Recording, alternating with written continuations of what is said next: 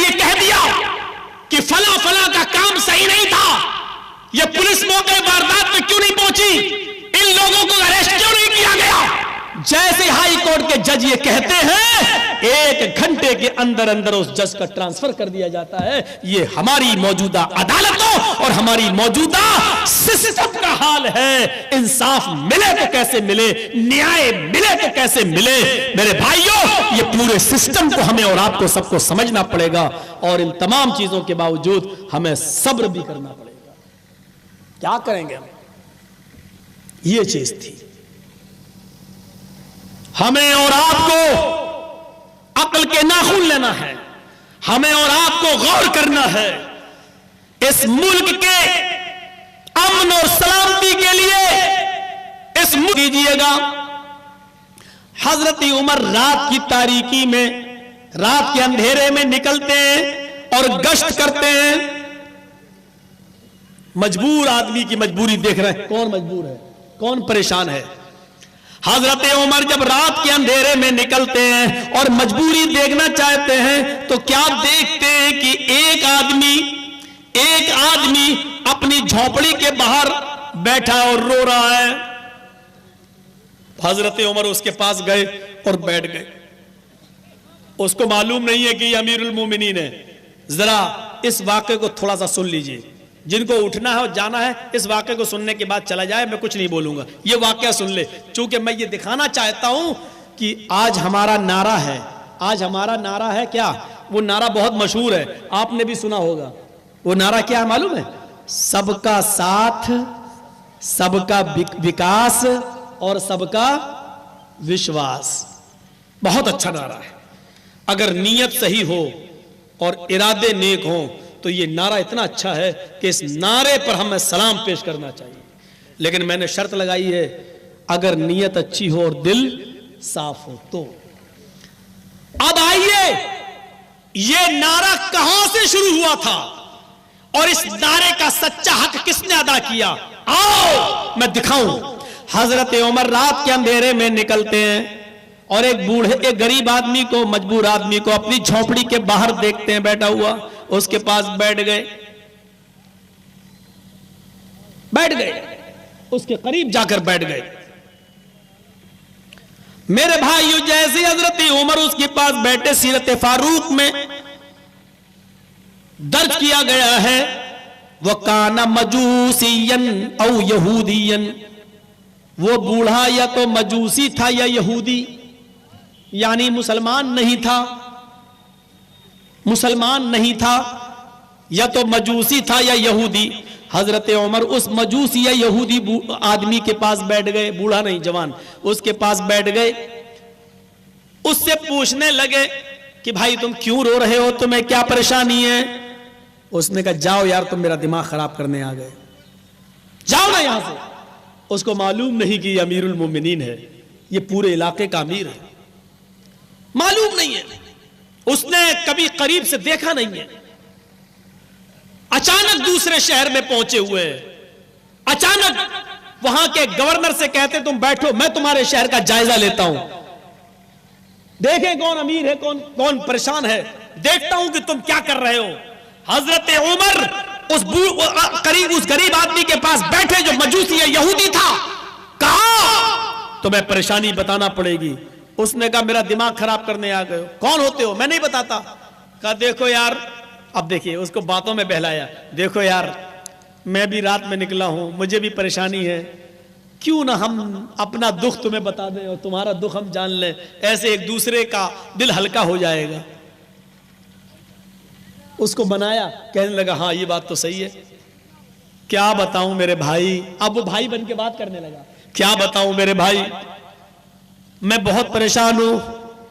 ایک آدمی آتا ہے، تندرست ہے، موٹا تازہ ہے، اور وہ بڑا اثر و رسوخ والا ہے، وہ آتا ہے رات کے اندھیرے میں مجھے میری جھونپڑی سے کان پکڑ کے باہر نکال دیتا ہے، پھر وہ میری بیوی کے ساتھ زنا کرتا ہے، میری بیوی کے ساتھ منہ کالا کرتا ہے، اور نہ کرنے پر اس کو جان سے مارنے کی دھمکی دیتا ہے۔ میں کیا کروں، میں بڑا پریشان ہوں، میں اس کا کچھ کر نہیں سکتا کیونکہ بڑا پاور والا ہے. میں اس لیے رو رہا ہوں کیونکہ میں اپنی بیوی کی حفاظت نہیں کر پاتا ہوں. اس نے مجھے اس طرح بندشوں میں باندھ دیا ہے کہ میں اپنی جھونپڑی چھوڑ کر کہیں دوسری جگہ بھی نہیں جا سکتا ہوں. حضرت عمر نے یہ سنا, دل سے کراہ گئے, لیکن اس آدمی کے سامنے آنسو نہیں نکالے. حضرت عمر نے اتنا کہا میرے بھائی یہودی ہے یا مجوسی, لیکن عمر کہہ رہے ہیں یا اخی, میرے بھائی, اسلام کی تعلیم یہی ہے کہ ایک دوسرا تمہارا بھائی ہے. میرے بھائی, میرے بھائی, کیا وہ کل بھی آئے گا؟ کہا نہیں, وہ کل نہیں آئے گا, وہ ایک دن چھوڑ کر آتا ہے, یعنی اب کل کے بجائے وہ پرسوں آئے گا. اچھا ٹھیک ہے, میں تمہاری مدد کروں گا, پرسوں وہ تمہاری بیوی کے ساتھ زنا نہیں کر پائے گا. ارے یار تم کیا بات کر رہے ہو, تم اس کی طاقت کا اور اس کے پاور کا استعمال تم نہیں جانتے ہو. حضرت عمر نے کہا دیکھو بھائی, میں تو مسلمان ہوں, میں اپنے رب پر بھروسہ کرتا ہوں اور اتنا جانتا ہوں کہ اگر میرے رب کی مدد ہوئی تو وہ پرسوں انشاءاللہ تمہاری بیوی کے ساتھ زنا نہیں کر پائے گا, لیکن میری 2-3 باتیں مان لو. اس نے کہا کیا ہے؟ کہا دیکھو اپنی بیوی سے کہہ دینا کھانا بنا کر تیار رکھے, پہلی چیز. دوسری چیز, اپنی بیوی کو سمجھا دو کہ جب وہ پرسوں تمہارے پاس آئے, جب وہ زنا کرنے کے قریب ہو تو اس سے کہہ دے کہ دیکھو اب تو تم روز آتے ہو, ہمارا تمہارا معاملہ تو اب زندگی بھر چلے گا, تم اب آئے بغیر مانو گے نہیں اور میرے بغیر تم رہو گے نہیں, تو اب کیوں نہ میں دل و جان سے تمہاری ہو جاؤں.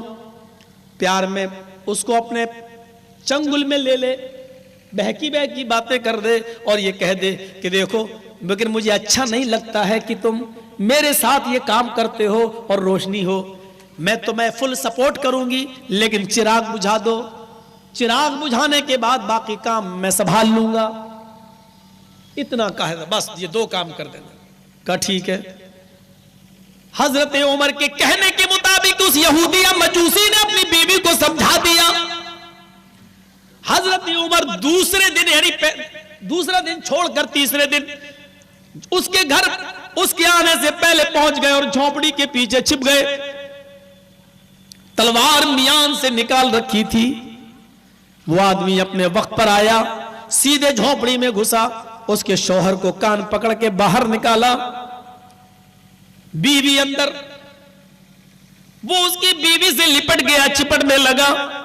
اس کی بیوی کہنے لگی کہ دیکھو اب تو ہمارا تمہارا معاملہ بہت آگے بڑھ گیا, تم ہمارے بغیر رہ نہیں سکتے اور تم یہ کام کیے بنا مان نہیں سکتے, تو میں نے سوچا کیوں نہ میں دل و جان سے آپ کے قریب ہو جاؤں اور آپ کو پورے دل سے میں خوشی دے دوں, لیکن یہ تبھی ممکن ہوگا جب آپ چراغ بجھائیں گے, کیونکہ مجھے اندھیرے میں سکون دینے میں انجوائے ہوتا ہے, مجھے لطف آتا ہے.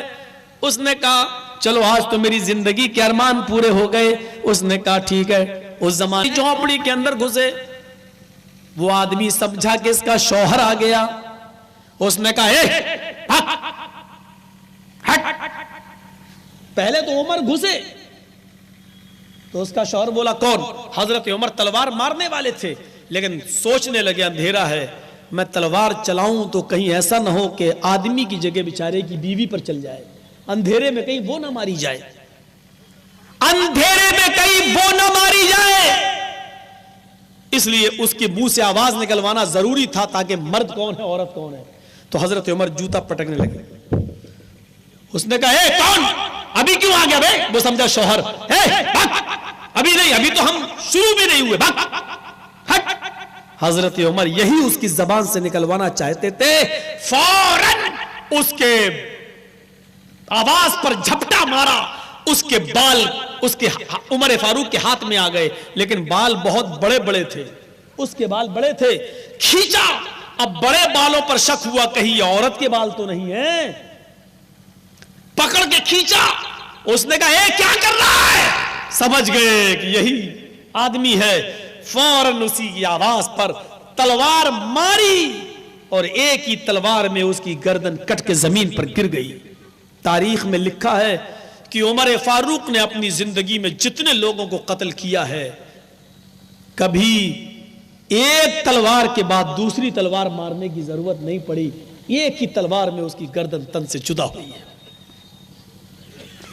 حضرت عمر نے کبھی کسی کی تلوار کی اتنی تعریف نہیں کی۔ خالد ابن ولید سے جب ایک جنگ میں انہوں نے 9 تلواریں توڑی تھی تو کہا تھا یہ سیف اللہ ہے، اللہ کی تلوار۔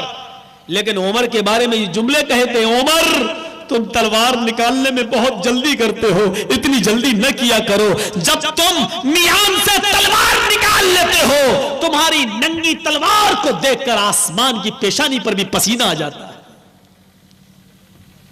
ننگی تلوار ماری یہودی کی اس کی گردن کٹ کے زمین پہ گر گئی اس زناکار کی۔ حضرت عمر نے کہا بہن جلدی سے چراغ جلاؤ۔ جب چراغ جلایا اور اس کی گردن کو دیکھا ادھر سے ایسے کر کے، تو اس کی کٹی ہوئی گردن کو دیکھ کر مسکرائے اور آسمان پر نظریں ڈال کے کہا الحمدللہ رب العالمین۔ پھر کہا میری بہن جلدی سے کھانا لگاؤ، کھانا بنا کر رکھی ہوگی۔ ہاں میں نے بنا لیا، جلدی سے کھانا لگاؤ۔ کھانا لگایا گیا، حضرت عمر نے پیٹ بھر کے کھانا کھایا اور کہا آج میں نے زندگی میں سب سے زیادہ آسودہ ہو کر پیٹ بھر کر کھانا کھایا۔ میرے بھائی یہودی کی بیوی کے ہاتھ کا پکا ہوا کھانا کون کھا رہا ہے؟ امیر المومنین۔ دیکھ رہے ہیں بھائی چارہ، دیکھ رہے ہیں پیار، دیکھ رہے ہیں محبت۔ یہودی دیکھ رہا ہے ایسے۔ حضرت عمر جانے لگے، وہ روتے ہوئے، اس عورت کا پتی روتے ہوئے پکڑ کر پیچھے سے پکڑتا ہے کپڑا، کون ہو بھیا تم؟ یہ لاش میرے گھر میں، ابھی اگر عمر کے ساتھیوں کو پتا چل گیا یا عمر کو تو قتل کے جرم میں میری بھی گردن کاٹی۔ میں نے قتل نہیں کیا، تم نے کیا کیا؟ یہ مدد کرنے آئے تھے یا پھنسانے آئے تھے مجھے؟ چیخ چیخ کے رونے لگا۔ حضرت عمر نے اس کو تسلی دی اور کہا بھائی رونے کی ضرورت نہیں، عمر کے ساتھی کچھ نہیں کریں گے، عمر کے ساتھی اس لاش کو لے جائیں گے، اس کو سیئیں گے، ٹانکے ماریں گے اور کہیں لے جا کر قبر میں دفن کر دیں گے۔ عمر کے ساتھی آئیں گے؟ آپ کیا میرے لیے کنواں کھود رہے ہیں؟ عمر کو اگر پتا چل گیا تو میرا کیا ہوگا؟ فرمایا میں ہی عمر ہوں، میں ہی امیر المومنین ہوں، تمہاری نظر میں امیر المومنین ہوں لیکن حقیقت میں میں خادم ہوں، مجھے لوگوں کا خدمت کرنے والا بنایا گیا ہے۔ خادم کا صحیح ترجمہ کروں؟ خادم کا صحیح ترجمہ جانتے ہو کیا ہوا؟ چوکیدار۔ سمجھ گئے نا؟ میں تمہارا امیر المومنین ہوں، نہیں تمہارے لیے ہوں، لیکن میں ہی خادم ہوں، یعنی میں ہی چوکیدار ہوں۔